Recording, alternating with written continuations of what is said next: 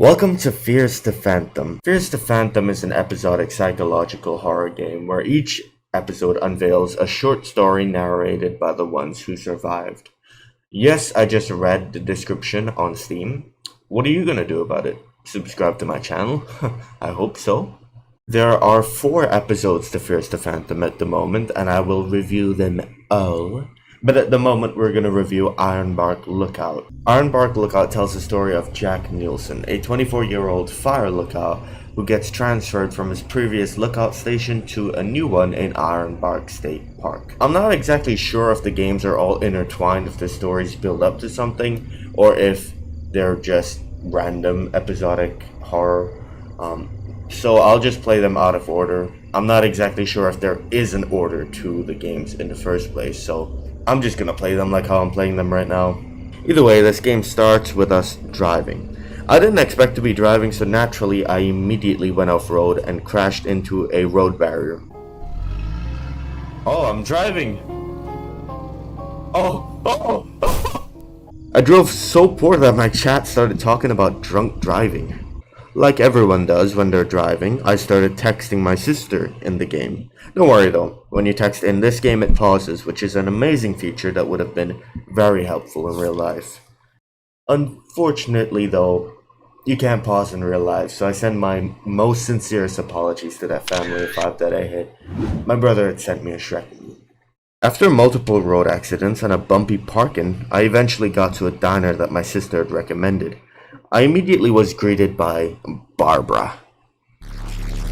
She got me situated in a seat after I'd peed on the bathroom floor.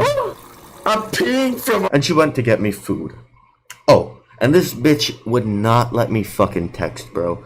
Every 2 seconds this bitch was up my ass. I ended up leaving without tipping. I then made my way to where the events of this game will take place. A lookout tower in Ironbark Park. Immediately upon my arrival, I noticed some missing persons posters on the bulletin board. Oh, are these missing? Oh, they're missing persons reports here. That's not a very good sign. As you can see, I'm truly a genius, deducing that missing persons report equal no good. Truly a high IQ moment. I then got acquainted with the guard of the park, Billy, who so generously decided to jump scare me, as he noticed I was too calm. Thank you, Billy. Right off the bat, it was clear that Billy was holding information from us, stating that I thought you were one of them, without actually telling us who them are. And since our character has nuclear dumbass disease, he decided not to pry, as he's the type of guy to see to believe. These missing people report? How can he believe any of them? He's never seen any of these people before. How can he know that they're true? Answer, he can't. After a long conversation and it's too dangerous to go alone, take this moment, I got to my lookout tower where we met our new BFF, Connor Hawkins, Stephen Hawkins' able child. This guy's a fucking G. He gets us settled in and holds our hand through the entire process. Spiritually, of course. Then he goes, Tower 12, signing off. He's so fucking cool. Anyway, remember this? As he's the type of guy to see to believe.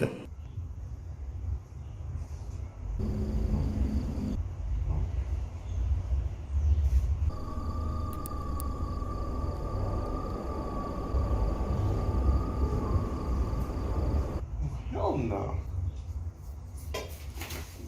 Next day, I wake up and speak with Connor, my main man, and he goes, Tower 11, do you copy?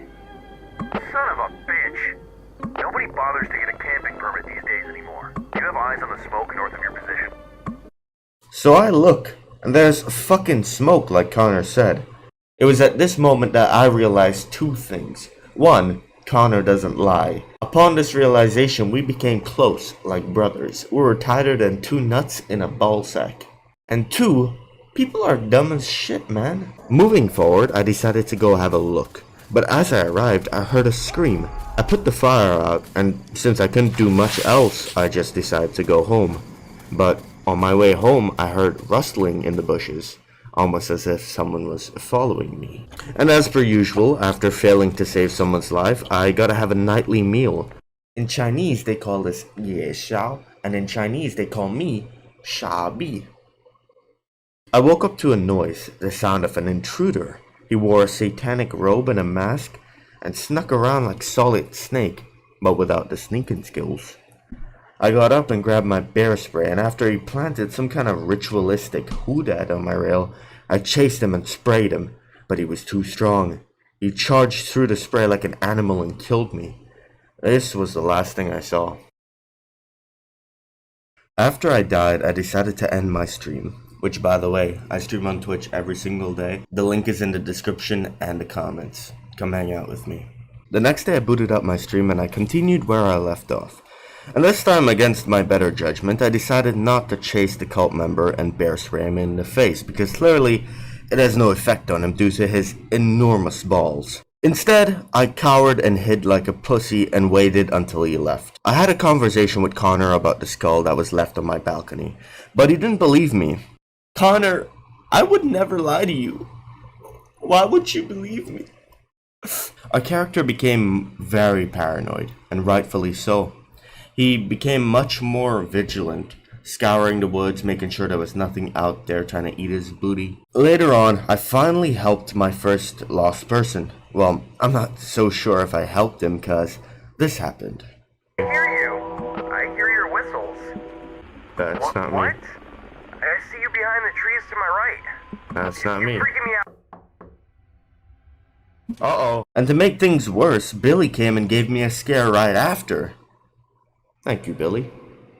Later that night, I needed more logs to light a fire, but it seems like I'm shit out of luck because I got jump scared for the third time today by a man who called himself Silas.